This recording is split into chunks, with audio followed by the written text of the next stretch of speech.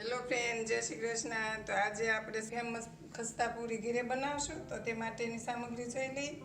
મેંદો, મોણ માટે ઘી ચોખ્ખું ગાયનું, જીરું શેકેલું, વરિયાળી, તલ, ધાણા, ચણાનો લોટ, સંચળ, ગરમ મસાલો, સ્વાદ પ્રમાણે મીઠું, ધાણા જીરું, હિંગ, મરચું, હળદર, અમચૂર પાવડર, લસણ, આદુ, મગની દાળ 2 કલાક પહેલાં પલાળેલી, ગળી ચટણી અને તીખી ચટણી।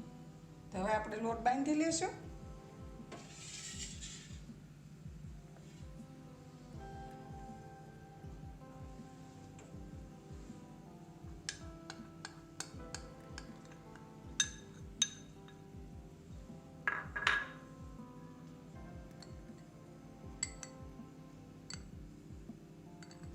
ચાર ચમચી મોણ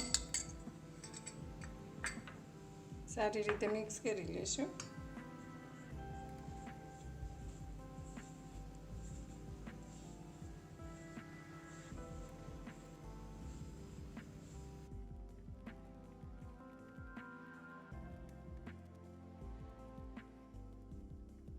તો તમે જોઈ શકો છો આ રીતે એટલો નરમ રાખવાનો, આપણે રોટલીનો બાંધીને એવો। હવે આપણે મસાલા કરી લેશું। 5 મિનિટ સુધી ઢાંકીને મૂકી દેવાનું। 5 મિનિટ ઢાંકીને મૂકી એટલે આપણે મસાલા કરી લઈએ। એક બાઉલમાં તેલ ગરમ કરવા મૂકી દીધું। પહેલાં હિંગ, જીરું, વરિયાળી, ધાણા, તલ,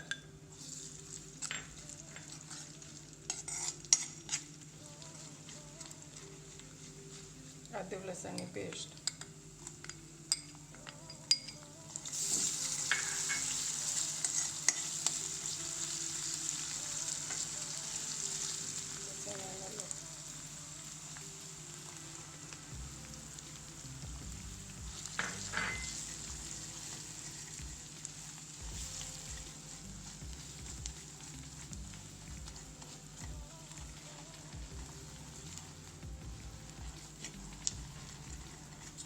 ચણાના લોટને સારી રીતે શેકાવી દેવાનો। શેકાઈ જાય એટલે એની સુગંધ સારી આવે।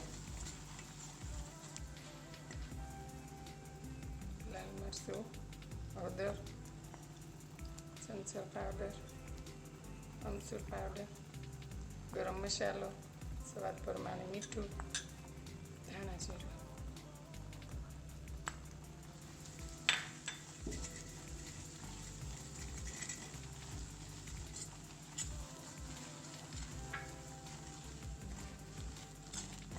મગની દાળ,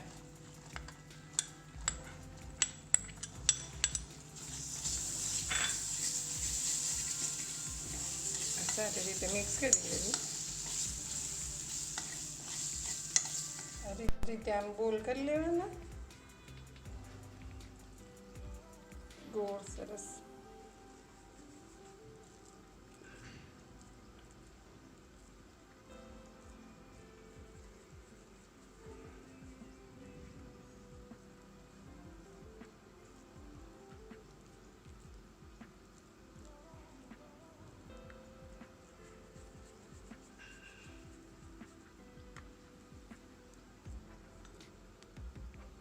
હવે આપણે પૂરી બનાવી લઈશું।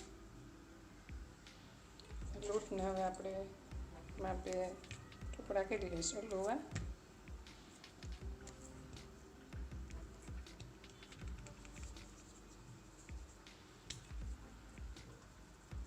વણીને બનાવ્યું હોય તો વણીને બને, અને આ રીતે બનાવ્યું હોય તો આ રીતે બનાવી લેવાની।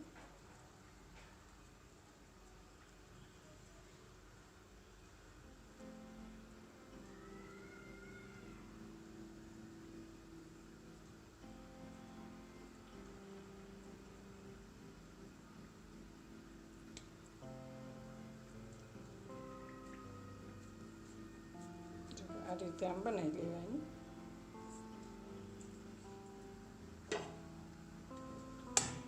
પૂરી બનીને રેડી છે, તો હવે આપણે તળી લેશું।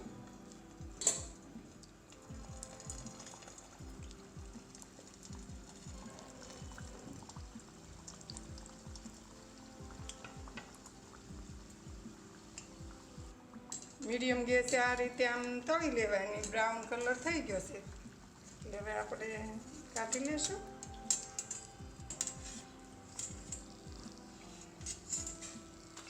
જો તમે જોઈ શકો છો કેટલી મસ્ત ફૂલી ગઈ છે. સુરતની ફેમસ ખસ્તા તૈયાર છે. તો તમે જોઈ શકો છો તીખી ચટણી સાથે ખાઈ શકાય અને મીઠી ચટણી સાથે ખાઈ શકાય. તો તમને એક હું ભાંગીને બતાવું. જો કેટલી ક્રિસ્પી છે, તમે જોઈ શકો છો કેટલી મસ્ત દેખાય છે. ખસ્તા પૂરી 8 થી 10 દિવસ સુધી સારી રહેશે. તો આપણા ઘરે કોઈ ગેસ્ટ આવે તો આ રીતે આમ તૈયાર કરીને આપણે નાસ્તામાં આપી શકીએ છીએ. આ રીતે આમ રેડી કરી લેવાની.